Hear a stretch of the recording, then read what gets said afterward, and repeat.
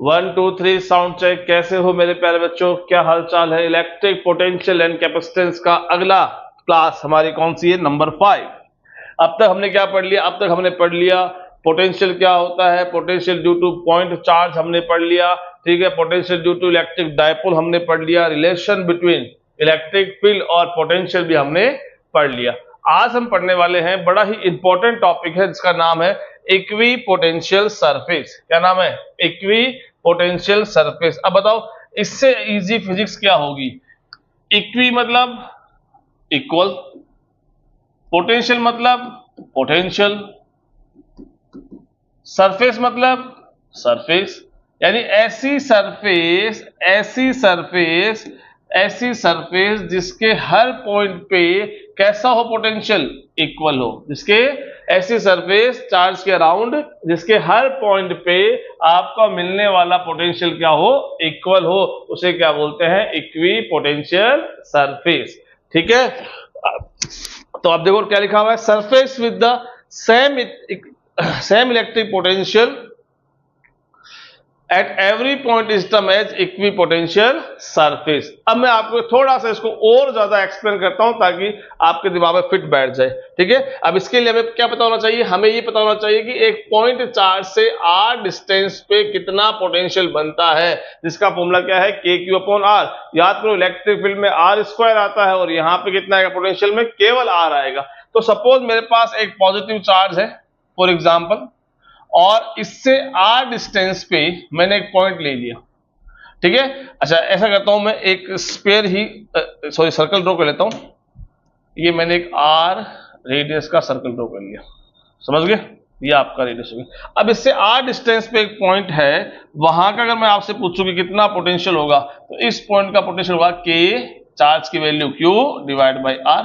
ऐसे ही एक पॉइंट और ले लो, वो भी इससे कितने डिस्टेंस पे, वही r डिस्टेंस पे, सेम चार्ज इसके लिए है, चार्ज सेम, डिस्टेंस सेम, तो यहां भी पोटेंशियल कितना बनेगा, KQ/R बनेगा। अगर मैं कह रहा हूं कि ऐसे एक पॉइंट इधर ले लेता हूं, वो भी सेम r डिस्टेंस पे आएगा, क्योंकि अगर सेंटर में इस चार्ज Q को आप मानते हो, तो ये इसका क्या बन गया, एक सर्कल जो सेम रेडियस यानी सेम डिस्टेंस पे हर पॉइंट है। तो यहां का पोटेंशियल भी आपका KQ/R काउंट होगा, ऐसे यहां का भी पोटेंशियल आपका KQ/R होगा। तो इस सर्कल के सरकमफ्रेंस में किसी भी पॉइंट पे आप चले जाओ, किसी भी पॉइंट पे आप चले जाओ, हर पॉइंट का आपको पोटेंशियल KQ/R मतलब अगर ये पॉइंट A है, ये पॉइंट B है, ये पॉइंट C है, ये पॉइंट D है, तो इसके हिसाब से क्या हुआ, that potential at A is equal to potential at B is equal to potential at C D हो गया। आगे बात समझ में। तो यहां ये पोटेंशियल आपका सेम हो गया। तो ये वो सरफेस हो गई है इस चार्ज के अराउंड जिस सरफेस पे आपके हर एक पॉइंट का पोटेंशियल सेम हो गया। तो ऐसी सरफेस को हम क्या बोलते हैं, equi potential surface, equi potential surface. ऐसे अगर मान लो इससे कम रेडियस का मैं एक और सर्कल कंसीडर कर लेता हूं, सॉरी, इससे कम रेडियस का एक सर्कल और मान लेता हूं, जैसे मैंने ये सर्कल मान लिया। अब क्या होगा, यहां आप देखोगे तो यहां भी मान लो ये सब के सब कैपिटल R डिस्टेंस पे मान लो, सबके जो सरफेस के पॉइंट है वही मैं 4 पॉइंट मान लेता हूं, लेट S, T और R तो अपन ले लिया, कुछ भी ले लीजिए U, V, ये चारों पॉइंट है वो यहां पे सेम पॉइंट पे है, यानी इस चार्ज से जितनी डिस्टेंस पे V है उतने पे S है, उतने पे T है, उतने पे है U है। तो आप ये कह सकते हो potential at S is equal to potential at T is equal to potential at क्या लिया आपने, V, अच्छा V हो गया, चलो ठीक है, और पोटेंशियल एट U, ये सब बराबर है। लेकिन ये आपस में बराबर है, ये आपस में बराबर, पर ये दोनों ऐसे बराबर नहीं। यानी मैं ये नहीं कह सकता कि पोटेंशियल A और potential S, potential at A, potential at S, इनकी वैल्यू सेम नहीं है, क्योंकि ये सारे पॉइंट एक अलग इक्वी पोटेंशियल सरफेस में है, ये सारे पॉइंट एक अलग इक्वी पोटेंशियल सरफेस पे है, वो मान लो सरफेस 1 है, और ये सारे पॉइंट जो है वो अलग इक्विपोटेंशियल सरफेस पे है, जिसको आप क्या मान लो, सरफेस नंबर 2। तो इनका इस सरफेस के जितने भी पॉइंट है वो सारे आपस में सेम पोटेंशियल पे होंगे, इस सरफेस के सारे पॉइंट वो आपस में सेम पोटेंशियल पे होंगे, लेकिन इसके पॉइंट और इसके पॉइंट ये आपस में सेम पोटेंशियल पे नहीं होंगे, क्योंकि ये वाले पॉइंट सारे हैं वो चार्ज के क्लोज है। चार्ज से क्लोज होने से आपका ये जो सिंबल है जो इक्वल तो होगा नहीं, तो फिर क्या होगा, फिर ये होगा, ये होगा, यानी एस जो पॉइंट है वो इस चार्ज के क्लोज है तो इसका पोटेंशियल ज्यादा होगा कंपेयर टू ए जो इस चार्ज से दूर है। तो यहां पे दोनों सरफेस के बीच में पोटेंशियल डिफरेंस तो है, पर कहां पोटेंशियल डिफरेंस नहीं है, एक ही सरफेस के ऊपर जितने भी पॉइंट्स हैं उन पे कोई भी पोटेंशियल डिफरेंस नहीं है। ठीक है, आगे बात समझ में आपको। तो ये जो सरफेस है, तो इस चार्ज की एक इक्विपोटेंशियल सरफेस ये बन गई, ऐसी दूसरी बन गई, ऐसी तीसरी बन जाएगी, ऐसी चौथी बन जाएगी, ऐसे आप मल्टीपल इक्विपोटेंशियल सरफेस बना सकते हो। ठीक है, तो ये हमारा इक्विपोटेंशियल सरफेस हो गया। Surface with the same electric potential at every point is termed as an equipotential surface। I hope अब आपको ये डेफिनेशन याद रहेगी, एग्जाम्पल जो मैंने कहा वो आपको याद रहेगा। अब चलते हैं आगे। ठीक है, आज हम केवल इसी टॉपिक पर डिस्कस करेंगे, ये इंपॉर्टेंट टॉपिक है, टाइम थोड़ा ज्यादा लग जाए या कम लग जाए, जो भी है आपको सारा टाइम इसी को देने वाले, यानी आज की पूरी क्लास इसी को ही डेडिकेटेड रहेगी। अब देखो, प्रॉपर्टीज ऑफ इक्विपोटेंशियल सरफेस, बड़ी इंटरेस्टिंग प्रॉपर्टी, और मैं कह रहा हूं कि इससे क्वेश्चन आते ही आते हैं, चाहे वो सीबीएसई बोर्ड हो, चाहे आपका नीट हो, चाहे आपका जेईई एग्जाम हो, कोई भी एग्जाम हो, सब में ऐसे क्वेश्चन, इनसे रिलेटेड क्वेश्चन बन के आते ही आते हैं। ये प्रॉपर्टी दिमाग में रखना बहुत बहुत बहुत जरूरी है। देखिए भाई, पहली प्रॉपर्टी क्या है, the work done in moving A charge between 2 points in A equipotential surface is 0। आइए डिटेल में मैं आपको एक्सप्लेन करता हूं। सपोज ये आपका पॉजिटिव चार्ज है Q, और ये इसकी इक्विपोटेंशियल सरफेस मान लेते हैं। क्यों मानते हैं, क्योंकि मैंने कहा था कि इसका हर एक पॉइंट, अगर ये सेंटर में बिल्कुल है, ये चार्ज अगर बिल्कुल सेंटर में है, तो इसका हर पॉइंट कोई भी हो, चाहे पॉइंट ए हो, चाहे पॉइंट बी हो, चाहे पॉइंट सी हो, चाहे पॉइंट डी हो, चारों पॉइंट का पोटेंशियल सेम मिलेगा। अब पहली प्रॉपर्टी कह रही है कि सपोज मेरे पास एक चार्ज Q है और उसको मुझे इस A पॉइंट से B पॉइंट लेके जाना है। इस चार्ज Q को मुझे A पॉइंट से B पॉइंट लेके जाना है, तो मुझे कितना वर्क डन करना पड़ेगा। अब यहां पे पोटेंशियल की बात है, क्योंकि इक्विपोटेंशियल सरफेस है, चार्ज की बात है और वर्क डन पूछा है, तो आप सबको पता है, हमने इसी चैप्टर में पढ़ा है कि वर्क डन का फॉर्मूला जो पोटेंशियल की टर्म में होता है वो क्या होता है, VA minus VB into charge. अगर जिस बच्चे को याद नहीं है वो फॉर्मूला याद करो, V इज इक्वल टू क्या होता था, W अपॉन Q होता था, क्रॉस मल्टीप्लाई करने पे V इंटू Q आया। V क्या है यहाँ पे, पोटेंशियल डिफरेंस, किसका, 2 पॉइंट्स के बीच का पोटेंशियल डिफरेंस। तो A और B, यानी इसी को मैं ऐसे लिखूं या ऐसे लिखूं, एक ही बात है। चलिए, तो अब आप कह रहा है कि एक चार्ज है, उसको अगर हम किसी इक्विपोटेंशियल सरफेस के कोई एक पॉइंट से दूसरे पॉइंट पे लेके जाते हैं तो हमारा वर्क डन 0 आता है। ये प्रॉपर्टी है। क्या लिखा हुआ है, the work done in moving A charge between 2 points in, on कर ले इसको, थोड़ा सा मिस्टेक है, बाकी फिजिक्स में आपको जरूरत नहीं है, एंड इक्विपोटेंशियल सरफेस इज 0। तो देखो, अगर आपको पता है कि दोनों पॉइंट A हो चाहे B हो, दोनों सेम पोटेंशियल पे है, सेम सरफेस पे है, मतलब दोनों का पोटेंशियल क्या हुआ, सेम हुआ, यानी VA माइनस VB का डिफरेंस कितना आया, 0 into Q, multiply 0 with anything is equal to 0। इसलिए वर्क डन कितना आएगा, 0 आएगा, ये ध्यान रखना है। आगे बात समझ में। चलिए, अब हम सेकंड प्रॉपर्टी डिस्कस कर रहे हैं कि electric field always perpendicular to the equipotential surface. If the field were not normal to the equipotential surface, it would have non zero component. अब ये पूरी लाइन का मीनिंग मैं आपको समझाता हूं। देखो इधर आ जाओ। फर्स्ट प्रॉपर्टी दिमाग में रखना कि वर्क डन 0 होता है over the equipotential surface to move a charge particle. ठीक है, तो मान लो एक ये पॉजिटिव चार्ज पार्टिकल मैंने ले लिया Q, और यहां पे मैंने एक इक्विपोटेंशियल सरफेस ड्रॉ की, ये ड्रॉ कर दी, थोड़ा बड़ा कर लेते हैं इसको, और इसको थोड़ा और बड़ा कर लेते हैं, ये सरफेस ड्रॉ कर दी। अब ध्यान देने वाली बात ये है कि प्रॉपर्टी ये कहती है कि इससे जो फील्ड लाइन निकलेगी वो फील्ड लाइन ऐसे निकलेगी, ऐसे निकलेगी, ऐसे निकलेगी। तो यहां आप देख रहे हो कि यहां पे हर पॉइंट पे अगर आप देखते हो तो इलेक्ट्रिक फील्ड लाइंस आउटवर्ड्स होती है, सरफेस ऐसी होती है, एंगल कितना बनेगा 90 ही बनेगा, एंगल 90 ही बनेगा। तो ये बात तो वो कह रहे हैं, पर अगर ना बने तो क्या ऐसा प्रैक्टिकली पॉसिबल है कि इलेक्ट्रिक फील्ड लाइंस जो है वो इक्वी पोटेंशियल सरफेस के 90 ना हो? तो अगर अपन एक सिचुएशन मान लेते हैं कि सपोज एक ऐसी सरफेस मान ले, पर मान लो यहां से कोई फील्ड लाइंस निकल रही है और वो फील्ड लाइंस कुछ ऐसे निकल रही है जो कि इसके यहाँ के जो एरिया वेक्टर है, यहाँ के जो एरिया वेक्टर है ये रहा, ये एरिया वेक्टर है, इस एरिया वेक्टर के साथ में जो अपनी इलेक्ट्रिक फील्ड लाइन ई है वो सपोज कुछ एंगल बना के निकल रही है, यानी या तो वो एरिया वेक्टर के जो भी एरिया वेक्टर है उसके 0 डिग्री पे आ रही है, ठीक है, अलोंग द इलेक्ट्रिक फील्ड जो है वो अलोंग द एरिया वेक्टर है। पर एक कंडीशन ऐसा मान लेते हैं क्योंकि यहाँ पे जो सरफेस है वो 90 डिग्री ना बना के कुछ एंगल बना रही है, ठीक है। इस केस में देखो क्या बनाएंगे, हम इसके कंपोनेंट्स बनाएंगे। जब मैं बनाऊंगा कंपोनेंट तो एक तो थीटा के साथ वाला बनता है, याद है थीटा के साथ वाला बनता है कॉस थीटा, तो ये हो गया ई कॉस थीटा, और इसी का एक बना इधर ई साइन थीटा। अब इंटरेस्टिंग बात देखो यहाँ पे क्या आ रही है, अगर सपोज मैं कह रहा हूं कि एक चार्ज मेरे पास है जो पॉइंट ए से उसको मुझे बी पे लेके जाना है, कहां लेके जाना है, ए से बी। कहां है दोनों point same equi potential surface पे है। अब दोनों point same equi potential surface पे है तो आपने पढ़ा है कि उसको मूव करवाने में आपका वर्क डन 0 होता है, जो कि हमारी फर्स्ट प्रॉपर्टी थी। क्या ये फर्स्ट प्रॉपर्टी यहां पे इनवैलिड हो रही क्या? देखो कैसे, अगर सपोज मैं करता हूं कि यहां से ए से बी किसी चार्ज को मैं एक्स डिस्प्लेस में कराता हूं, किसी चार्ज क्यू को यहां से यहां मैं डिस्प्लेस करवा रहा हूं, तो मेरे सामने क्या आ गया, उस इलेक्ट्रिक फील्ड का एक कंपोनेंट आ गया। अब मुझे उस चार्ज को उस कंपोनेंट के अगेंस्ट लेके जाना पड़ेगा, तो मुझे एक फोर्स फील होगा क्योंकि चार्ज मेरे पास है जिसको मैं लेके जा रहा हूं, किसी इलेक्ट्रिक फील्ड के अगेंस्ट लेके जा रहा हूं। इलेक्ट्रिक फील्ड क्या है, ई साइन थीटा।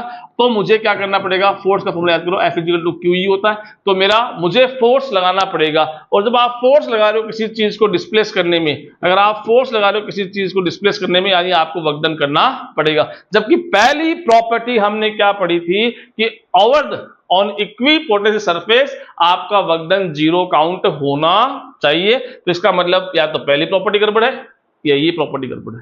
तो एक्चुअल में क्या है कि ये ही गड़बड़ है। इलेक्ट्रिक फील्ड आपको दिख रहा है कि हमेशा 90 डिग्री पे ही सरफेस से निकलता है, ठीक है। ये हमारी सेकंड प्रॉपर्टी होगी। थर्ड प्रॉपर्टी की बात करता हूं कि equi potential surface never intersect each other. तो यहां भी इसको अपन डिस्कस कर लेते हैं। मान लो कि ऐसा है कि ये कह रहा है कि कोई भी दो सरफेस है वो आपस में कभी भी इंटरसेक्ट नहीं करती है। सपोज ये पॉजिटिव चार्ज है, इसके मैंने इलेक्ट्रिक फील्ड लाइंस ड्रॉ कर दी। अब अगर मैं एक और सरफेस ड्रॉ करता हूं और कुछ वो ऐसे ड्रॉ कर देता हूं जो आपस में क्रॉस कर गई, प्रैक्टिकली नहीं करती है पर कर जाए तो हम कंडीशन डिस्कस कर रहे हैं। तो अब यहां पे देखो, अगर मैं पहली वाली सरफेस की बात करता हूं, फर्स्ट वाले की, और ये सेकंड वाले की। फर्स्ट वाले का तो हर पॉइंट, ये चार्ज सेंटर में, तो फर्स्ट वाली सरफेस का हर पॉइंट आपका बराबर डिस्टेंस पे होने से उसके तो हर पॉइंट पे पोटेंशियल आपको सेम मिलेगा, यानी वो सही तरीके से इक्वी पोटेंशियल सरफेस को रिप्रेजेंट करिए। अगर मैं दूसरी सरफेस ड्रॉ करता हूं और अब मैं उसके पॉइंट्स की बात करता हूं, तो यहां से आप देखोगे कि इसका ये पॉइंट किसी r डिस्टेंस पे है, तो इसका ये पॉइंट उसी सरफेस, सेकंड सरफेस का एक पॉइंट अगर b r डिस्टेंस पे है और एक पॉइंट a है, वो r डिस्टेंस पे नहीं होगा, उससे कम डिस्टेंस पे होगा। तो इसको मैंने r डैश बता दिया। क्या बता दिया? r डैश बता दिया।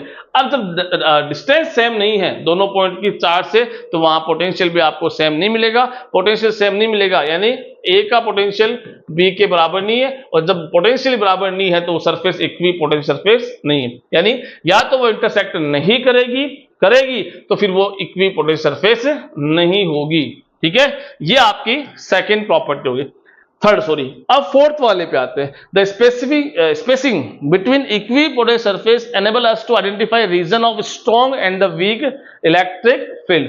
इसको हम डिस्कस करते हैं। देखो ये सब नोट कर लेना आप अपने नोट्स में। देखो आज उधर अब क्या कह रहा है ये, जैसे मान लो मैं एग्जांपल लेता हूं, बड़ा अच्छा एग्जांपल है, थोड़ा ध्यान से देखना है। यहाँ पे मान लो ये आपका पॉजिटिव चार्ज Q है और इससे कुछ स्पेरिकल सरफेस ड्रॉ कर रहा हूं, पर मैं पूरी ना ड्रॉ करके उससे कुछ पोर्शन ड्रॉ कर रहा हूं,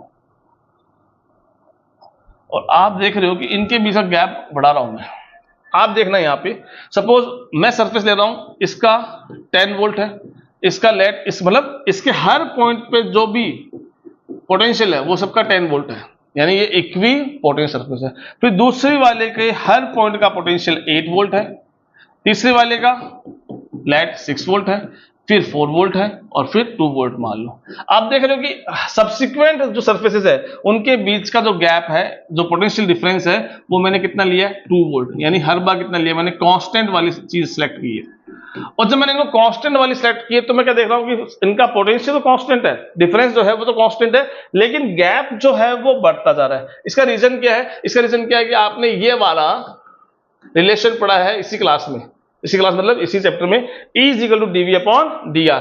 यहां से मैं अगर आपसे कह दूं क्रॉस मल्टीप्लाई करके मैंने ऐसे लिख दिया, ये लिख दिया, ठीक है। तो अब dV तो आपने क्या लिया है? कांस्टेंट लिया। हर दो सरफेस के बीच का जो पोटेंशियल डिफरेंस है वो आपने 2 वोल्ट यानी कांस्टेंट लिया, तो कांस्टेंट चला गया प्रोपोर्शनल में, तो ये क्या बन गया, यानी दो सरफेस के बीच का जो गैप है, दो सरफेस के बीच का गैप यानी dr, दो सरफेस के बीच का गैप है वो इलेक्ट्रिक फील्ड पे डिपेंड कर रहा है। अब आप सबको पता है, फर्स्ट चैप्टर से पढ़ते आ रहे हो कि अगर मैं इसका इलेक्ट्रिक फील्ड के बारे में बात करूं तो चार्ज के पास में जो सरफेस है वहां का इलेक्ट्रिक फील्ड E1 है, फिर इसका मान लो E2 है, E3 है और E4 है, ऐसे करते करते E5 है। अब आपको पता है कि जैसे जैसे मैं चार्ज से दूर जाऊंगा वैसे वैसे मेरा इलेक्ट्रिक फील्ड रिड्यूस होता जाएगा, कम होता जाएगा, डिक्रीज होता जाएगा। तो इसका मतलब क्या है कि जहां इलेक्ट्रिक फील्ड स्ट्रांग है, मतलब ये वाला पोर्शन चार्ज के पास में, जहां इलेक्ट्रिक फील्ड स्ट्रांग है वहां पे गैप dr, सरफेस के बीच का गैप dr क्या हो जाएगा, कम हो जाएगा। और जहां इलेक्ट्रिक फील्ड वीक हो रहा है तो वहां पे dr यानी गैप बढ़ता जाएगा। तो गैप आपको सामने बढ़ता हुआ दिख रहा है। ये हमारी लास्ट प्रॉपर्टी थी, ठीक है। अब हम डिस्कस करते हैं कुछ ऐसे पैटर्न है, बैठ गया पेज, कोई बात नहीं। अब कुछ पैटर्न है जैसे हमें इक्विपोटेंशियल सरफेस ड्रॉ करनी है, किसके लिए? पहला कौन सा है? पॉइंट चार्ज के लिए। अगर आपके पास एक पॉइंट चार्ज है तो उसके चारों तरफ कैसी इक्विपोटेंशियल सरफेस ड्रॉ होगी? तो इसमें सिंपल सा काम अपना ये है, वैसे हमने ये डिस्कस कर भी लिया है, ये पॉजिटिव चार्ज क्यों लिया और इसके मैंने ये सरफेस ड्रॉ की, ये पहली याद है अपन ऑलरेडी कर चुके हैं, ओहो ये दूसरी, इसको लगा दो, सेट कर दो, गैप कम कर दो, वापस से सेट कर दो, और ये तीसरी ले ली मैंने, ये तीसरी वाली ले ली। अब आप देख रहे हो यहां पे मैंने क्या किया है, क्योंकि इक्विपोटेंशियल सरफेस जो ड्रॉ होगी पॉइंट चार्ज के लिए सारी सारी स्फेरिकल ही ड्रॉ होगी, लेकिन अभी आपने प्रॉपर्टी पढ़ी कि इलेक्ट्रिक फील्ड जहां स्ट्रॉन्ग होगा वहां पे गैप कम होगा, जहां इलेक्ट्रिक फील्ड वीक होगा वहां पे गैप ज्यादा होगा। तो पास में चार्ज के पास की सरफेस उनके बीच का गैप मैंने कम कर दिया और दूर वाले पे गैप मैंने ज्यादा कर दिया। एक तो ये, उसके बाद सेकंड सिस्टम क्या है? डायपोल है। अगर इलेक्ट्रिक डायपोल, ये सारे डायग्राम आप साथ साथ नोट कर लेना। सेकंड कौन सा है? इलेक्ट्रिक डायपोल के लिए हम ड्रॉ करेंगे, ठीक है। इलेक्ट्रिक डायपोल सब बच्चों को पता है, यहां जितने भी देख रहे हैं वीडियो, कि एक प्लस होता है और उतना ही माइनस होता है, यानी यदि 2 माइक्रोकूलम है तो ये माइनस का 2 माइक्रोकूलम होता है। अब यहां पे जब इक्विपोटेंशियल सरफेस ड्रॉ करने की बात आएगी तो हम फोर्थ प्रॉपर्टी को दिमाग में रख के ड्रॉ करेंगे। फोर्थ प्रॉपर्टी क्या कहती है कि जहां इलेक्ट्रिक फील्ड वीक होगा वहां गैप ज्यादा होगा, इलेक्ट्रिक फील्ड स्ट्रॉन्ग होगा वहां गैप कम होगा। तो पहले मैं ये 2 पॉइंट लेता हूं, एक तो बिटवीन द चार्जेस और एक आउटसाइड द सिस्टम, ये 2 पॉइंट ले लिए। अब मैं यहां की बात करता हूं तो जो प्लस चार्ज से फील्ड लाइंस जो है वो कैसी बनती है? आउटवर्ड्स। पॉजिटिव से फील्ड लाइंस आउटवर्ड्स, नेगेटिव से इनवर्स, नेगेटिव से इनवर्स, तो उसके लिए इनवर्स होगी। तो इलेक्ट्रिक फील्ड यहां पे दोनों इलेक्ट्रिक फील्ड यानी प्लस का माइनस का इलेक्ट्रिक फील्ड दोनों एड अप होंगे। जबकि मैं सेकंड पॉइंट की बात करता हूं, प्लस से आउटवर्स बन जाएगी कोई दिक्कत नहीं, पर माइनस से इनवर्स बनती है। यहां इलेक्ट्रिक फील्ड एक दूसरे के ऑपोजिट होने से जो फर्स्ट पॉइंट का इलेक्ट्रिक फील्ड होगा वो सेकंड से ज्यादा स्ट्रॉन्ग होगा, ठीक है। तो अब यहां पे मतलब सरफेस के बीच का गैप कम होगा और यहां पे सरफेस का गैप ज्यादा होगा, dr की वैल्यू यहां कम होगी, dr की वैल्यू यहां पे ज्यादा होगी। अब कैसे ड्रॉ करेंगे? आ जाइए यहां आ जाओ। अब मैंने क्या किया, ये सरफेस ली, पहली सरफेस ये ड्रॉ की, बड़ा ध्यान से देखना इसके। अब मैं दूसरी जब ड्रॉ करूंगा तो ध्यान रखना, मैंने क्या कहा था कि इसको ध्यान लेते चलो, मैंने क्या कहा था आपसे कि जहां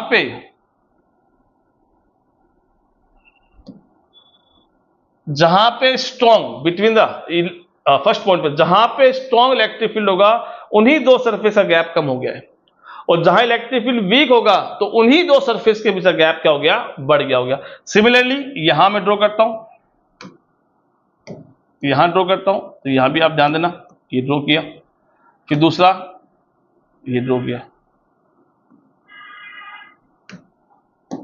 ये देखो, तो यहां भी मैंने बीच का जो गैप है, एग्जामिनर ये चेक करता है बीच का गैप जो है वो मैंने क्या कर दिया, कम कर दिया। कहां पे, जब इन दोनों के बीच में पॉइंट है और आउटसाइड है वहां पे उन्हीं सरफेस बीच का गैप क्या हमने बढ़ा दिया है, क्योंकि बाहर की तरफ इलेक्ट्रिक फील्ड कैसे बन रहा है, वीक बन रहा है। ठीक है, तीसरा है सेम चार्जेस है, सेम नेचर, दोनों तो या तो पॉजिटिव होने चाहिए या दोनों ही नेगेटिव होने चाहिए। Two like charges, two like charges की मैं बात करता हूं। ठीक है, एक पॉजिटिव, सेम मेथड आपको अप्लाई करना है, सेम बात अप्लाई करनी है। एक पॉइंट यहां देखना है, एक पॉइंट यहां देखना है, दोनों प्लस है, प्लस से फील्ड लाइंस इससे भी आउटवर्ड्स बनेगी और इसके हिसाब से इधर आउटवर्ड्स बनेगी, तो इलेक्ट्रिक फील्ड वीक बनने वाला है, एक दूसरे के ऑपोजिट है। इस पॉइंट की बात करते हैं तो इधर बनेगी आपकी आउटवर्ड्स और इस पॉजिटिव चार्ज से भी इधर क्या बनेगी, आउटवर्ड्स बनेगी। तो यहां पे इलेक्ट्रिक फील्ड क्या हो गया, अब स्ट्रॉन्ग हो गया। यानी अगर फर्स्ट पॉइंट ये है, सेकंड पॉइंट ये है, तो मैं कहूंगा कि इस बार क्या हो गया, इस बार ये हो गया है कि इलेक्ट्रिक फील्ड सेकंड आपका स्ट्रॉन्ग हो गया है, फर्स्ट आपका वीक हो गया। तो अब आप जब इसमें सरफेस ड्रॉ करोगे तो आपको वो ही बात ध्यान रखनी है, क्या ध्यान रखनी है कि इस बार अंदर गैप आपको, जैसे एक मैंने ड्रॉ किया और दूसरा मैंने ये ड्रॉ किया, अब आपको दिख गया होगा क्लियरली गैप क्या कर रहा हूं मैं, यहां देखो ये इस बार मैंने यहां का गैप बढ़ा दिया, कम कर दिया है, क्योंकि बाहर इलेक्ट्रिक फील्ड स्ट्रॉन्ग बन रहा है और अंदर इलेक्ट्रिक फील्ड वीक बन रहा है, इवन अंदर वीक बन रहा है। तो यहां गैप बढ़ गया, यहां गैप उन्हीं सरफेस के बीच ज्यादा कम हो गया, यहां बढ़ गया। सिमिलरली मैं यहां ड्रॉ करता हूं, तो एक सरफेस मैंने ये ड्रॉ कर दी सपोज, और एक सरफेस मैंने ये ड्रॉ कर दिया। तो आप देख रहे हो यहां पे ये दो सरफेस हो गई। ठीक है, तो इनका देख रहे हो आप गैप यहां पे ज्यादा है, यहां गैप ज्यादा है, यहां गैप कम है, यहां गैप कम है, क्योंकि आउटसाइड है। ठीक है, लास्ट डायग्राम है यूनिफॉर्म इलेक्ट्रिक फील्ड के लिए। ठीक है, वो भी इंपॉर्टेंट है। और यहां जब हम इसकी इक्वी पोटेंशियल सरफेस ड्रॉ करेंगे तो हम क्या ध्यान रखेंगे, हम ये ध्यान रखेंगे कि इलेक्ट्रिक फील्ड लाइंस हमेशा सरफेस के परपेंडिकुलर होती है। तो ये इलेक्ट्रिक फील्ड आ गया।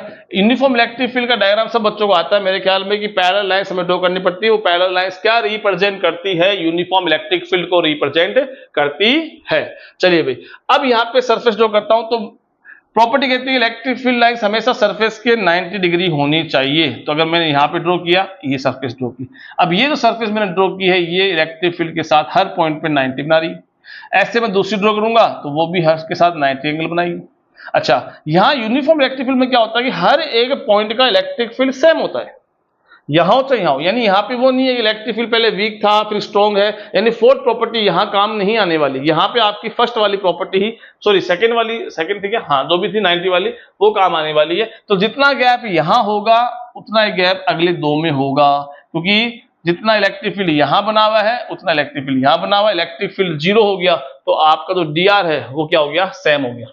आगे ऑप्शन में तो गैप आपका सेम रहेगा। ये 4 डायग्राम आपको ड्रॉ कर लेना है, याद रख लेना है। ठीक है, और चारों की इसके हिसाब से ये प्रॉपर्टीज जो है वो आपको याद होनी चाहिए और डेफिनेशन भी आपको याद होनी चाहिए। आई होप आपको ये टॉपिक अच्छे समझ में आया होगा। कमेंट में कुछ अच्छा बता देना मेरे को, कोई डाउट है तो आप पूछ सकते हो। Thank you so much.